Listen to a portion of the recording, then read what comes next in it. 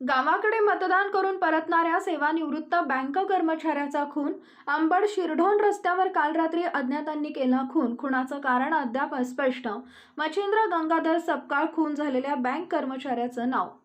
विधानसभा निवडणुकीत गाव शिरढोणला मतदान करून अंबड शहराकडे परतणाऱ्या अंबड शहरातील नूतन वसाहत येथील रहिवासी तथा अंबड जालना पीपल्स बँक शाखा अंबड शाखेतील सेवानिवृत्त कर्मचारी मच्छिंद्र गंगाधर सपकाळ हा काल आपल्या शिरढोण या गावी मतदान करून रात्री 8 ते 12:30 वाजेच्या दरम्यान अंबड शहराकडे परतत असताना अज्ञात मारेकऱ्यांनी सपकाळ यांना रस्त्यात अडवून बाबळीच्या लाकडानं चेहऱ्यावर व डोक्यावर मार करून त्यांचा खून केलाय. ही घटना काल रात्री 12:30 वाजेच्या सुमारास उघडकीस आली.